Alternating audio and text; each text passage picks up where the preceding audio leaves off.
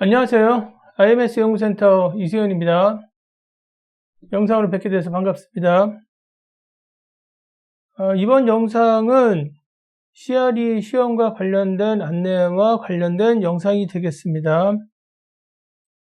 시험은 작년과 동일하고 큰 변화는 없는데 시험과 관련돼서 응시일과 시험장에서 시험을 보시는 분들이 준비해야 될 내용들, 이런 부분들에 대해서 좀 설명을 좀 해드려야 될 것 같아서 영상을 새로 촬영하게 됐습니다. 내용을 한번 보시겠습니다. 우선은 첫 번째 나오는 내용이 자격증에 대한 소개죠. 신뢰성이나 품질 분야에서 4년 이상의 업무 경력을 가진 담당자가 시험을 통해서 취득하는 자격증이고요. 해당 분야는 신뢰성 설계, 수명 설계 분야입니다. 자격증을 수여하는 기관은 미국의 품질협회가 되겠습니다. 미국의 품질협회는 우선 지우고 사이트를 여기서 가서 보시면은 됩니다.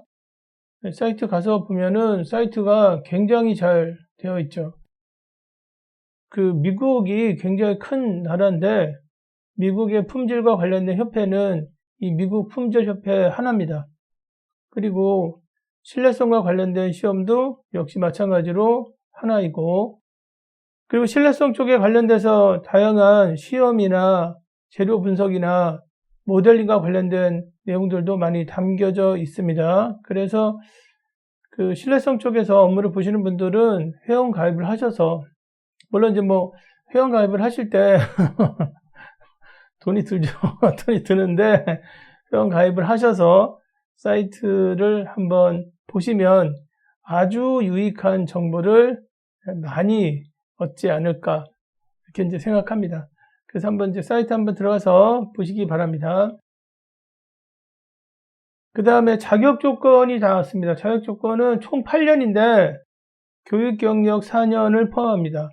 대학교에서 공부한 내용들을 포함한다 이거죠. 그래서 총 8년 이상의 품질 분야나 신뢰성 분야에서 업무를 보신 분들이 시험을 보실 수 있습니다. 최근에 많이 보시죠. 산업이 변화가 좀 있어서 특히 전기차라든가, 그 다음에 기존에 이제 IT 쪽에 있는 분들도 이제 많이 보고, 그리고 제품에 대한 품질에 대한 요구사항이 예전에는 기능이 있느냐, 성능이 좋으냐, 가벼우냐, 싸냐, 그리고 쓰기 편하냐, 이런 것들에 대한 요구사항이 있었는데, 그런 요구사항과 더불어 지금은 오래 쓸 수 있느냐, 그 다음에 오래 쓰는 동안에, 사용하는 동안에 고장이 나면 고장에 대해서 어떻게 기업은 대응해 주느냐, 이 두 가지가 사실은 이제 점점 중요해지고 있거든요. 그래서 사실은 지금 이제 이 신뢰성이라는 건 결국 수명 설계인데, 수명 설계는 뭐랑 관계 있냐면 사용 기간과 관계 있어요. 라이프 사이클. 수명 주기라고 해석하지만 사실 사용 기간이죠. 그래서 사용 기간 동안에 얼만큼 안정적으로 잘 사용할 수 있도록 제품을 설계했느냐. 이제 안정적으로 이제 사용할 수 있도록 설계했다는 얘기는 이제 고장 잘 안 나게. 그 다음에 사실 이제 고장이라는 게 제품이 오래 써서 고장 나는 경우도 있지만 사용하다가 여러 가지 실수로 충격 같은 게 들어가서 고장 날 수도 있잖아요. 그 고장이 났을 때 얼마큼 해당하는 이제 수리라든가 정비라든가 관련된 어떤 서비스를 지금 이제 바로 해주느냐. 그래서 사용 기간과 관련된 요구사항이 생겼는데, 그와 관련된 설계 분야가 첫 번째가 수명 설계입니다.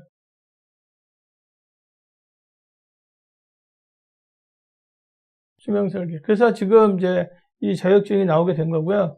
그리고 두 번째가 정비 능력 설계입니다.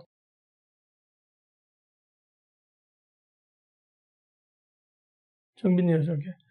정비능력 설계는 고장과 관계 있기 때문에 여기 CR에서 같이 다룹니다. 아주 자세하게 다루진 않는데 함께 다룹니다. 그래서 시험을 보시는 주제가 수명 설계고 그 수명 설계가 뭐랑 관계 있냐면 품질에 대한 요구사항, 사용 기간에 대한 고객의 요구사항과 관계 있다라고 이해하시면 되겠습니다. 그래서 품질 쪽에서 보는 이제 자격증인데 품질의 역할 자체가 확대돼서 신뢰성 쪽까지 지금 이제 확대돼서 이쪽에 있는 분들이 시험 볼 수 있다. 품질 쪽에서. 근데 이제 이게 설계 쪽이기 때문에 우리나라에서는 그 업무를 누가 보느냐? 설계 쪽에서 볼 수도 있죠.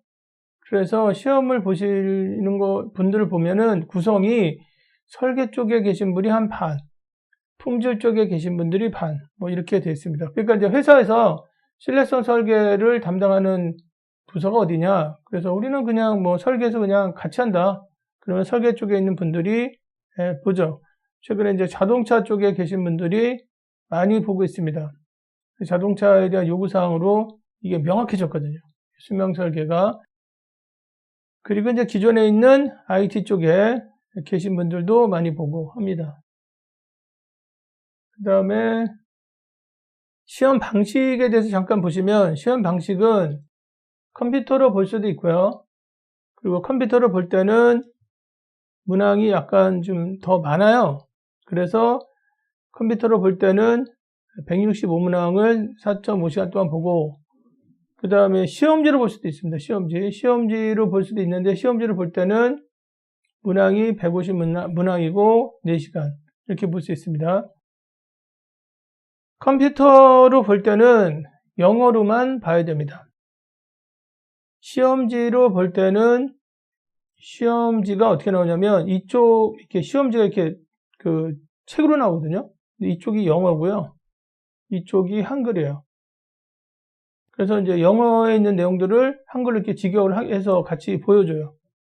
그렇기 때문에 나는 그냥 영어로 보는 것보다 한글이 편하다. 그러면 지금 시험지로 볼 수 있겠죠. 그 다음에 컴퓨터로 보는 게 메리트가 그러면 없느냐? 메리트가 있습니다. 어떤 메리트가 있냐면 컴퓨터로 볼 경우에는 집에서 혼자 볼 수 있습니다. 컨디션 막 조절해가지고 그다음에 시험 날짜 딱 찍어가지고 왜냐하면 뭐 신뢰성 쪽에 최근에 업무를 보시는 분들의 특징이 뭐냐면 신뢰성 업무가 굉장히 많아졌거든요. 그러니까 제품이 이제 설계에서 자꾸 이제 여러 가지 기능들을 넣다 보면 그러면 자연스럽게 이것저것 살펴봐야 될 게 많잖아요. 그렇다고 해서 회사에서 인력을 더 충원하고 하는 게 아니기 때문에 막 잔뜩 쌓여 있죠, 진짜. 이게 특히 이제 그 어떤 쪽이 신뢰성 쪽이 이제 맞냐면 제품에 대한 평가, 신뢰성 평가 시험. 그러니까 뭐 설계 쪽이 아니에요. 설계 쪽이 아니라 평가 쪽으로 제품에 대한 신뢰성 평가 쪽으로 막 잔뜩 쌓여 있죠. 봐야 될 건 많고 막 그런데 그러다 보니까 이제 공부할 시간도 지금 많지는 않아요. 사실은 최근에 그 신뢰성 쪽에서 업무를 보시는 분들의 그 지금 이제 여건들을 보면 좀 안타깝지만 그래도 뭐 이 분야가 굉장히 어떤 분야냐면 앞으로 할 일도 많고 역량도 굉장히 중요한 분야이기 때문에 회사에서 중요한 역할을 할 수밖에 없는 분야거든요. 그래서 자격증을 따는 게 좋은데 그러다 보면 뭐 시험 날짜에 맞춰서 딱 시험을 준비하는 것보다는 자기가 업무를 쭉 봤을 때 좀 여유가 있는 기간이 있다. 그러면 그때 CBT로 신청을 하셔서 집에서 시험을 보실 수 있겠죠. 시험을 보시면은 바로 결과가 나옵니다. CBT의 경우에는. 그 다음에 시험지를 볼 때는 1년에 2번 보는데 상반기에 한 번, 그 다음에 하반기에 한 번 봅니다. 시험을 이제 보는데 6월 달에 한 번 보고요. 그 다음에 12월 달에 봅니다. 보통은 이제 6월 달 두 번째 주 토요일 날, 그리고 12월 달 두 번째 주 토요일 날 시험을 봅니다. 시험을 보고 나면 결과가 언제 나오냐면 한 열흘에서 좀 늦게 나오면 한 15일 정도인데 보통은 이제 열흘 정도 있으면 결과가 나옵니다. 그리고 여기 시험을 합격하려면 어떻게 되느냐? 여기 지금 이제 PBT 기준으로 해서 말씀드리겠습니다. 115개 이상은 맞아야 됩니다. 115개 이상은 맞아야 안정권이다 라고 이해하시면 되겠습니다. 보통 이제 시험이 끝나서 합격하시면 그냥 축하 메일만 옵니다. 그리고 떨어지면 이제 이것저것 막 이제 말들이 많고, 말이 많아요. 메일이 이제 이것저것 이제 얘기들이 많이 들어가 있고, 그리고 점수도 알려줍니다. 당신이 이제 몇 점 정도 맞았다. 그 다음에 조금 이제 좀 서운한 부분이라고 할 수도 있는데, 그 자격증이 그 전자문서로 옵니다. 그러니까 파일로 와요. 그냥 그림 파일로 와. 그러니까 자격증을 이렇게 종이로 와서, 그래서 이제 그거를 내가 이제 이렇게 좀 이렇게 딱 걸어놓을 수 있게 이렇게 딱 하는 게 아니라 파일로 와요. 그러니까 그거를 출력해서, 뭐 요즘 이제 뭐 출력 깨끗하게 나오잖아요. 출력을 깨끗하게 해서, 그래서 이제 기념할 수 있겠죠. 그리고 이제 자격증과 관련돼서는 뭐 시험이 이렇게 CBT, PBT가 있고, 그 다음에 그 4시간 반 또는 뭐 4시간 동안 시험 본다 이건데, 자격증을 따고 나면 3년 동안 그 자격이 유지가 됩니다. 그래서 3년 뒤에 다시 갱신을 하셔야 됩니다.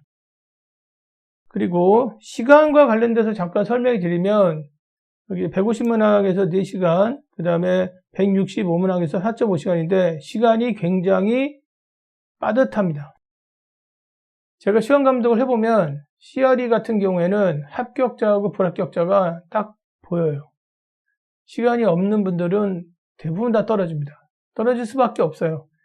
이게 150문항 중에서 115개 정도를 맞아야 안정권인데, 시험이 끝날 때쯤에 이제 대부분 막 빨리 문제를 읽고, 그 다음에 지금 빨리 처리하다 보면 틀릴 거 아닙니까? 그죠? 그러니까 시험을 얼마큼 빨리 푸느냐가 굉장히 중요합니다. 이게 CQE 같은 경우에는 시간이 남아요. 시간이 좀 남습니다. 근데 문제도 이제 그렇게 길지 않고 한데, CRE 같은 경우는 계산 문제가 있기 때문에, 계산 문제가 많아요. 계산 문제가 많기 때문에 아무래도 설계 쪽에서 수명을 파악해서, 그래서 이거를 생산에 반영하는 거잖아요. 그렇기 때문에 이게 다 지금 수학적 모델 가지고 이루어진단 말이에요. 그러니까 그 공식을 가지고 다 넣으셔야 될 거 아닙니까? 그러다 보니까 시험 문제를 풀 때 시간이 좀 걸리는 편입니다. 그래서 시간이 빠듯하다. 그래서 모의고사를 가지고 연습을 하실 때 특히 이제 시간을 좀 신경을 쓰셔서 연습을 하셔야 됩니다. 시험이 좀 어렵습니다. 이 시험은 쉬운 시험이 아니에요. 시험은 영어하고 한국어가 나오는데, 지금 영어하고 한국어가 나오는 경우는 PBT를 얘기하는 겁니다. PBT의 경우에 영어하고 한국어가 나오고, 이제 대부분 다 시험을 이 PBT를 보시는 분들이 많아요. 왜냐하면 이제 회사에서 신뢰성 설계 쪽에 계신 분들에 대해서 교육을 진행하고, 그러니까 개별적으로 이렇게 시험을 보는 분들도 있지만, 대개 한 60% 정도는 회사에서 교육을 진행해서 그래서 시험을 보거든요. 그러다 보니까 이제 날짜 딱 정해서 교육 끝나고, 그리고 시험 보고, 그리고 이제 합격률을 확인하고, 이런 방식이에요. 그러다 보니까 시험지를 보는데, 시험지를 볼 때는 이제 영어하고 한국어가 두 가지가 나온다라고 보시면 되겠습니다. 그 다음에 이제 이것도 하나 생각을 좀 하셔야 되는데, 시험 문제를 풀 때 영어로 푸는 게 좋으냐, 한국어로 푸는 게 좋으냐, 또는 공부할 때 영어로 하는 게 한국어로 하는 게 좋으냐 이건데, 영어로 하셔야 됩니다. 영어로. 시험 문제도 그렇게 막 길게 나오지도 않아요. 뭐 2줄, 3줄 이렇게 길게 나오지도 않아요. 대부분 다 문제가 한 줄이에요, 한 줄. 한 줄인데 왜 영어로 해야 되냐면, 한국어는 영어로 된 시험 문제를 바로 그냥 그대로 프로그램을 가지고 직역한 거예요. 그러다 보니까 정확하게 번역이 안 되는 문제들이 몇 문제 있어요. 그리고 그 문제는 한글로 보면 반드시 잘못 판단할 가능성이 많습니다. 그런 문제가 몇 문제냐면 5문제예요. 5문제에서 6문제는 한국어로 시험 보면 반드시 틀리게 돼 있어요. 문제가 이상하게 나온다니까요. 그 한국어로 보면. 영어로 보면은 답이 A번인데 신뢰성이 답인데, 그런데 이 한국말로 바꾸면 신뢰성이 답이 아닌 걸로 나와.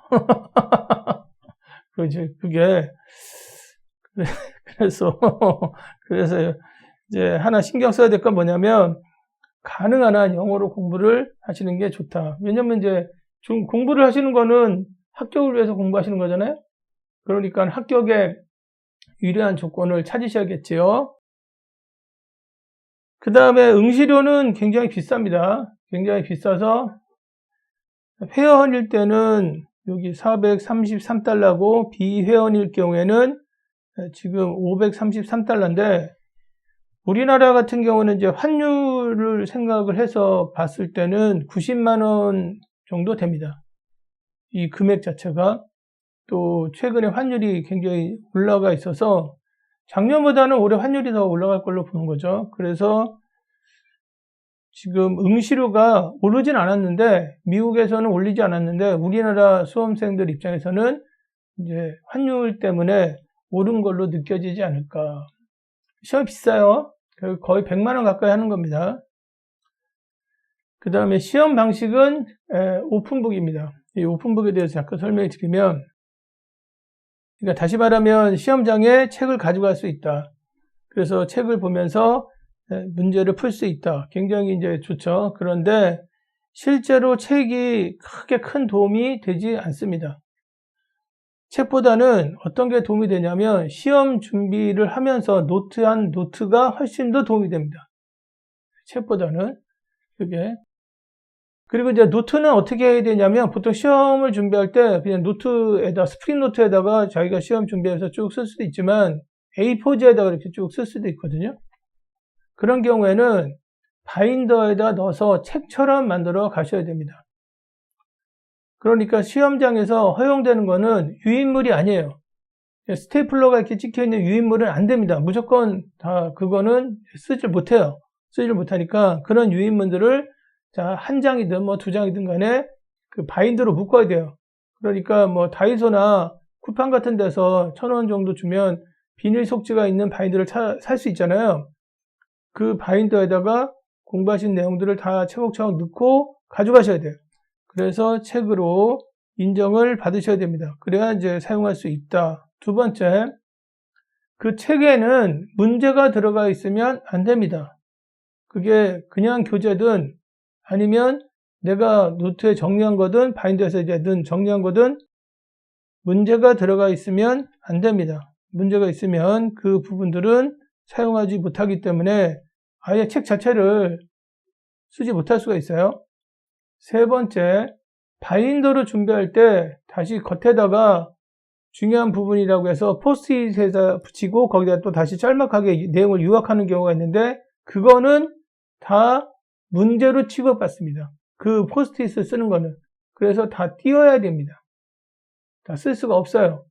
그래서 만약에 내가 어떤 내용들을 좀 다시 또 요약하고 싶다 그러면 차라리 그 지금 내용을 써서 그 안에다 집어넣어 버려요. 그냥 비닐 속지 안에 집어넣어 버려요.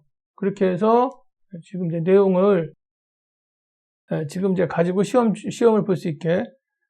사실 오픈북이라고 하지만 시간이 워낙 빠듯하기 때문에 시험 문제 막 풀다 보면 시간이 막 여유 있는 분들도 한 20분 정도도 안 남아요. 20분 정도도 안 남았기 때문에 책을 이렇게 막 잘 활용하기가 좀 어렵습니다. 어려운데 책보다는 내가 시험 준비할 때 사용했던 내용들을 정리해서 바인더에다 묶어서 가져가는 게 좋다. 그리고 그 바인더에는 포스트잇을 붙여서는 안 된다. 뭐 이 정도만 아시면 시험 때 크게 불편하시지는 않을 것 같습니다.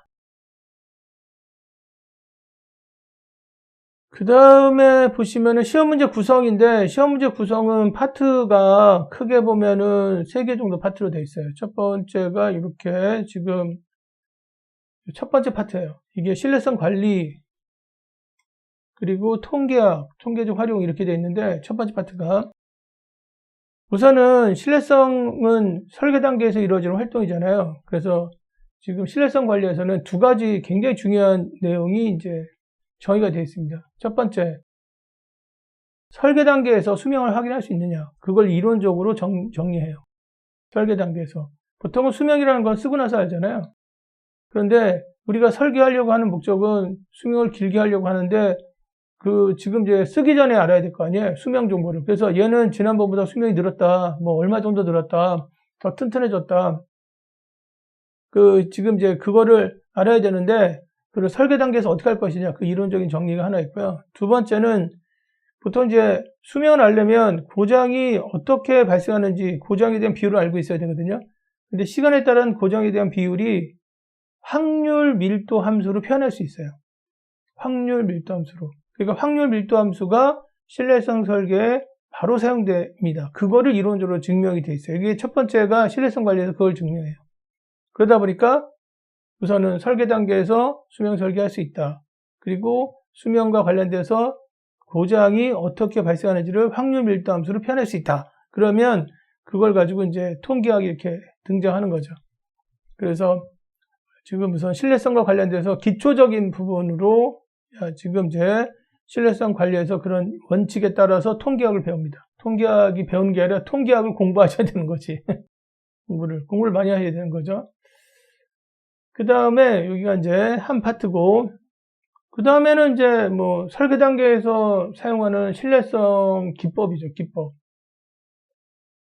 기법인데 그게 이제 두 번째 파트예요. 이게 이제 보통 우리나라의 신뢰성 쪽에서 업무를 보시는 분들은 잘 못해요. 왜냐하면 아까도 말씀드렸지만 회사에서 신뢰성 쪽에 업무를 보시는 분들은 맨날 시험합니다. 맨날 시험해서 그것도 신뢰성을 향상시키는 시험이 아니라 제품에 대해서 신뢰성이 확보됐는지 안 됐는지를 보는 평가 시험을 하죠. 그러다 보니까 이제 이쪽에 관련된 내용들을 교육을 한 번 정도나 받으시고 그리고 이제 신뢰성 업무를 보시는 분들이 많은데 사실은 신뢰성 활동의 핵심이죠. 이게 설계 단계에서 이루어지는 신뢰성 설계 기법들, 모델링 뭐 이런 부분들 그게 이제 나오고요. 그 다음에 이제 나오는 게 여기 데이터 수집. 데이터 수집인데 신뢰성 시험입니다. 신뢰성 시험인데 최근에 이제 시험이 좀 많이 어렵게 나오고 있는 부분이 이렇게 신뢰성 시험 쪽입니다. 신뢰성 시험 쪽이 좀 어렵게 나오고 있어요.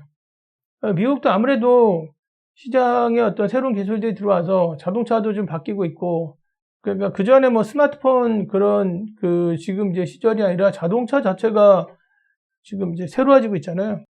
자동차 자체가 새로워지고 있기 때문에 그거에 대한 다양한 그 산업들이 그 자동차 쪽에 관련된 산업이 워낙 많으니까 신뢰성 시험을 해야 되고 또 신뢰성 시험을 이제 지금 이제 얼마큼 이제 빨리 끝내느냐 이런 것들이 이제 굉장히 관건이거든요. 특히 이제 제품에 대한 평가 시험을 할 때 신제품을 빨리 시장에 내야 되는데 신뢰성 시험을 길게 할 수는 없지 않습니까? 그리고 또 어떤 문제가 있냐면 시험에 대한 대상이 점점 많아져요. 그러니까 예전에 뭐 2년 전만 하더라도 어떤 부품에 대해서 또는 이제 어떤 모듈에 대해서 신뢰성 시험을 한다 그러면 한 3-4가지만 보면 되는데 지금은 4-5가지를 봐야 돼, 4-5가지를. 그러니까 지금 상황이 빨리 신뢰성 시험을 끝내야 되고 근데 신뢰성 시험을 봐야 되는 항목들은 좀 많아지고 이렇게 되어 있단 말이죠. 구성 자체가. 그러다 보니까 이쪽 분야가 좀 발전을 해요. 그래서 이쪽 그 분야와 관련돼서 이제 문제가 조금 많이 나오고 좀 어렵게 나온다. 문항이 23문항이 나오는데 문항이 이제 정해져 있어요. 정해져 있는데 조금 어렵게 나온다. 근데 이제 그 목적은 어떻게 되어 있냐면 가능한 빨리 제품에 대한 신뢰성을 평가하는 쪽으로 모델링이 이렇게 돼 있어요. 모델들이 돼 있습니다. 그 다음에 뭐 이제 신뢰성 시험이라는 게 결국 데이터 수집하는 거잖아요. 고정 데이터 수집하고 그거 가지고 수명 파악하는 거니까 뭐 연결돼 있죠. 그 다음에 이제 마지막이 이제 여기 정비 능력 설계인데 정비 능력 설계는 이게 이제 연결되는 부분이 이제 그 정비 능력 설계가 신뢰성 설계하고 연결되어 있습니다. 왜냐하면 정비라는 게 결국 고장과 관계되어 있잖아요. 그래서 정비 능력 설계가 지금 이제 어떤 거고 신뢰성 정보를 어떻게 활용하고 이제 그걸 통해서 이제 가용도가 어떻게 나오고 이런 거를 이제 봅니다. 주로 이제 뭐 제품보다는 장비에 대해서 이제 많이 했는데 요즘에는 제품에 대해서도 많이 합니다. 그래서 이제 신뢰성 설계가 약간 확장된 개념 이렇게 해서 이제 그 내용이 되어 있습니다. 근데 이제 시험 문제 구성을 보면 크게 보면 3개 파트예요. 이론적인 신뢰성 설계를 위한 이론적인 부분 이게 전체적으로 한 50% 가까이 나옵니다. 왜냐하면 지금 문항들은 18문항, 15문항, 15문항 돼 있지만 여기 있는 내용들이 뒤에도 계속 쓰이거든요. 모델링 할 때 결국 다 통계적 모델링을 쓰거든요. 그렇기 때문에 여기 뒤에 신뢰성 모델링 하거나 그 다음에 신뢰성 시험 같은 거 할 때도 결과적으로는 그 앞에서 지금 사용했던 어떤 기본적인 그런 확률 모델들, 이런 확률 분석 모델들을 사용하기 때문에 지금 한 50% 정도가 나온다. 그래서 CRE 시험 준비하실 때 특히 신경을 많이 쓰셔야 될 게 뭐냐면 통계학이에요, 통계학. 통계적 모델들에 대한 특성들을 잘 알고 계셔야 된다. 그래서 크게 보면 세 파트예요. 신뢰성 설계에 의한 이론적인 기초, 그 다음에 신뢰성 설계 기법, 그리고 시험 이렇게 되어 있습니다. 시험과 관련돼서는 근데 이제 준비를 하다 보시면 아시니까 뭐 간단하게 설명을 드렸습니다. 그 다음에 이제 시험과 관련돼서 일정인데 CBT는 아무 때나 볼 수 있습니다. 뭐 이제 1년 365일 다 오픈되는 건 아니지만 거의 250일 이상 오픈되기 때문에 아무 때나 보실 수 있어요. 그런데 이제 PBT 같은 경우는 이제 1년에 딱 2번 보기 때문에 응시 일정을 PBT에 맞춰서 설명을 잠깐 드리겠습니다. 우선은 올해는 예년과 마찬가지로 상반기에 한 번, 하반기에 한 번 보는데 상반기에 6월 두 번째 주 토요일, 6월 14일이 되겠고 하반기에는 12월 13일이 되겠습니다. 그 다음에 접수 마감일은 이와 같습니다. 그래서 시험을 준비하시는 분들은 접수 마감일 전에 사이트에 들어가셔서 그래서 시험 접수를 하시고 그리고 시험 준비하신 다음에 자격증을 취득하시면 되겠습니다. 이 자격증은 좀 경쟁력이 있어요. 앞으로도 많이 사용될 수 있습니다. 특히 저는 어느 쪽에 계신 분들한테 추천하고 싶냐면 품질 쪽에 계신 분들한테 추천하고 싶습니다. 설계 쪽에 계신 분들 당연히 하지만 품질 쪽에서 품질 보증 업무를 보셨던 분들 또는 품질 쪽에 정책을 세우셨던 분들이 이 자격증을 취득하시면 좀 경쟁력이 있습니다. 그래서 날짜 확인하시고 그리고 시험에 대해서 계획을 한번 세워보시길 바랍니다. 그 다음에 준비물은 교재에 대해서는 뭐 앞에 설명을 좀 드렸으니까 문제를 제외한 교재, 그 다음에 정말 중요한 게 계산기입니다. 계산기가 없으면 시험 자체를 보질 못해요. 계산기 계속 눌러서 값을 내야 되거든요. 그래서 계산기가 없으면 시험 자체를 보지 못합니다. 계산기는 여기 사용 가능한 예로 지금 이제 이 모델을 드렸습니다. 이 모델을 드린 이유는 하나밖에 없습니다. 제일 싸요. 제일 싸. 아니 뭐 시험 볼 때 한번 쓸 건데 뭐 비싼 거 살 필요가 뭐가 있겠어요. 아니 이게 10,000원 좀 넘을걸요? 만 원 좀 넘을 겁니다. 그게. 그리고 이제 뭐 지금 시험장에서 사용할 수 있는 계산기고 이거보다 조금 이제 다른 브랜드 좀 비싸고요. 그 다음에 기능이 좀 들어가 있으면 훨씬 더 좀 비싸지고 그렇습니다. 그래서 계산기는 반드시 있어야 되는데 이런 계산기를 사용하시면 될 것 같다. 쿠팡에서 검색해서 사시면 되겠습니다. 그 다음에 사실은 교재를 볼 시간은 별로 없는데 어떤 건 꼭 가져가셔야 되냐면 분포표는 꼭 가져가시기 바랍니다. 그러니까 이제 그 책을 가져가시면 책 뒤에 뭐 정규 분포와 관련된 분포표, T 분포와 관련된 분포표, 카이스퀘어, 그리고 F 분포표 뭐 이런 분포표가 있잖아요. 근데 그 분포표를 꼭 가져가시기 바랍니다. 그리고 이 분포표는 가능한 한 교재에 있는 것보다는 그 저희 IMS 연구센터에서 그 자료실에 들어가 있는 분포표가 있거든요. 그 분포표를 꼭 다운받아서 출력하셔서 바인더 속재에다가 넣으셔서 책처럼 놔둬서 쓰시기 바랍니다. 그 IMS 연구센터에서 제공하는 분포표는 CRE 시험을 보시는 분들을 위한 분포표예요. 그래서 시험에 이렇게 맞춰져 있어요. 그 분포표를 가져가서 보시면 유용하게 쓸 수 있습니다. 그래서 준비물로 계산기 반드시 있어야 돼요. 물론 이제 신분증 있어야 되죠. 신분증 있어야 이제 본인이 이제 확인할 수 있으니까. 근데 그거 있어야 되고, 그 다음에 나머지 뭐 연필, 지우개 이런 건 다 나눠줘요. 거기서 월말 카드로 막 이렇게 작성하는 건데, 그건 나눠주고, 분포표하고 계산기는 두 가지는 반드시 가지고 계셔야 된다. 분포표는 그냥 일반적으로 통계학책 뒤에 있는 분포표를 가지고 쓰는 것보다는 시험에 맞게, CRE 시험에 맞게 만들어진 분포표를 쓰시는 게 좋은데, 그거는 다른 기관에서도 제공할 수도 있겠죠. 근데 제가 그 다른 기관에 있는지를 잘 몰라요. 그냥 저희 센터에서 그거를 만들어놔서 제공하고 있기 때문에 그거를 다운받아서 쓰시기 바랍니다. 그냥 다운받으시면 되니까. 물론 회원가입을 해서 다운받으시면 됩니다. 그 다음에 접수처, 시험 접수처는 여기서 직접 접수하실 수도 있고요. 그 다음에 여기 센터, IMS 연구센터에서 그래서 대행 접수하실 수 있습니다. 그거야 뭐 시험과 관련돼서 여러분들이 편하시게 하시면 되겠고, 시험 시간은 4시간 동안 시험 봅니다. 그러니까 150문제를 4시간 동안 시험 보니까 뭐 빡빡하지요. 빡빡해요. 시간은 지금 오전 9시부터 1시 사이에, 가능한 한 시험장에는 7시 반쯤에 도착하시는 게 좋습니다. 그러니까 지금 아침에 좀 일찍 나오실 수밖에 없죠. 7시 반쯤에 도착하셔서 그래서 8시쯤에는 자리에 앉아 계시는 게 좋습니다.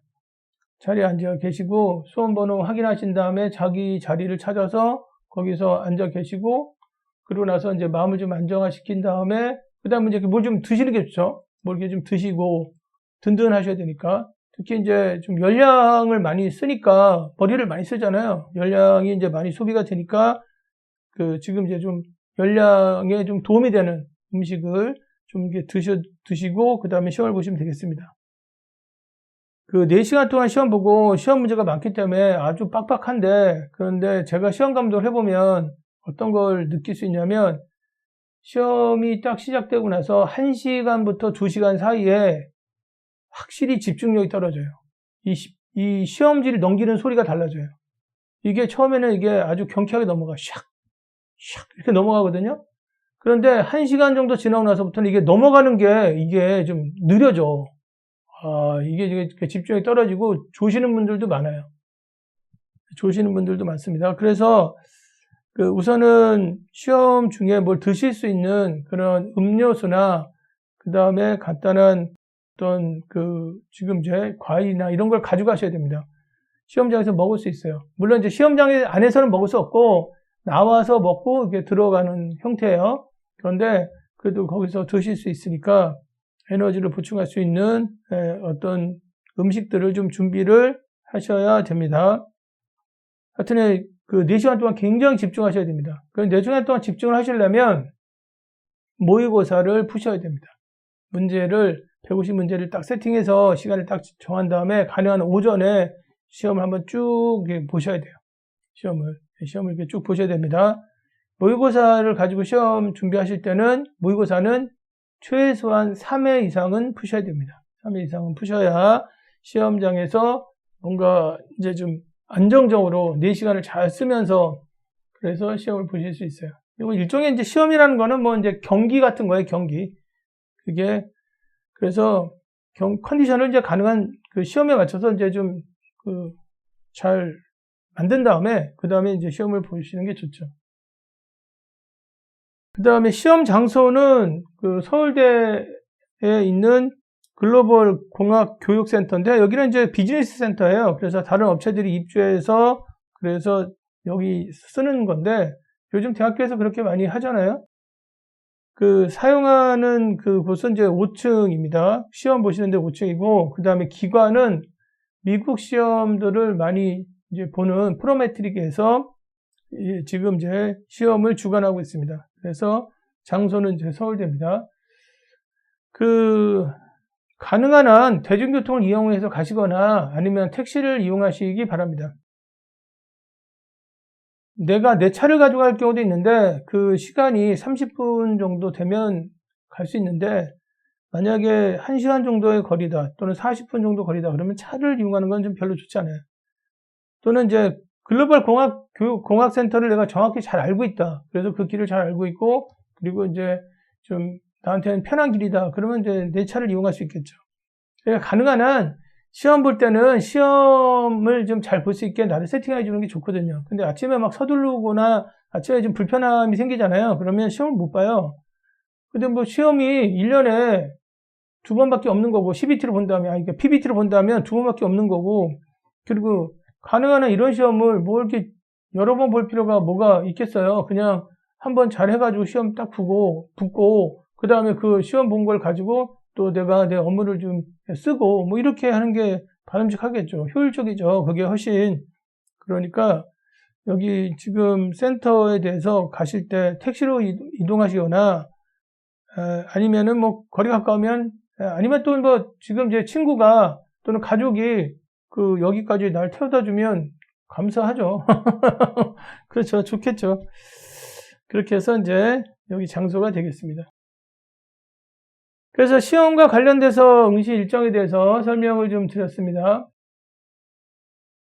그래서 이제 이번 영상에서는 시험과 관련된 우선 이제 내용하고, 그리고 시험 구성, 그리고 올해 시험 일정에 대해서 설명을 드렸는데, 사실 크게 바뀐 게 없어요. 바뀐 게 없는데, 근데 이제 제가 이거 영상을 다시 촬영을 하는 이유는 우선은 시험 날짜가 바뀌었고, 그 다음에 두 번째가 시험장에서 시험 감독이 지금 이제 요구사항들이 좀 명확하거든요. 우선은 책으로 지금 이제 만들어서 가져와라. 책을 가져오거나 오픈북인데 책으로 만들어서 가져와라. 그러니까 유인물로 가져오면 안 된다는 거죠. 그리고 연습장에 쓴 것들도 다 책으로 이제 만들어서 가져오면 사용할 수 있다. 그리고 그 책에는 바인더로 만약에 묶었을 때는 포스트잇 같은 것들을 붙여서는 안 된다. 그런 이제 명확한 것들이 좀 있어요. 그래서 그것들을 좀 전달해 드려야 될 것 같아서 영상을 이제 지금 촬영하게 됐습니다. 그 다음에 여기 보시면은 자료실인데, 이 자료실 지금 이제 유용하게 사용하시기 바랍니다. 자료실 가서 보시면은 강의 자료들이 있고요. 그리고 두 번째는 아까 말씀드렸던 분포표가 있습니다. 그래서 이 자료실에 가셔서, 물론 이제 여기 사이트에 회원 가입을 하셔야 되고, 회원 가입만 하시면 돼요. 그냥 뭐 유료 회원 이런 게 아니니까 하신 다음에 필요한 자료들 그 다음에 이제 내려받으시면 되고, 그리고 또 게시판에다가 궁금한 내용들은 지금 이제 글을 남겨주시면 시험에 필요한 내용들을 소개 받으실 수 있습니다. 그래서 올해 준비 잘 하셔가지고 상반기에 시험을 보시든 하반기에 시험을 보시든 자격증을 취득하시면 또 업무 보시면서 나를 위한 뭔가 노력을 하셨으니까 도움이 되지 않겠어요? 좋지 않겠습니까? 그래서 이제 시험을 준비하시는 분들에게 지금 이제 이 내용을 설명해 주셨습니다. 아무쪼록 준비하시는 분들에게 영상이 도움이 되길 바라면서 마치도록 하겠습니다. 감사합니다.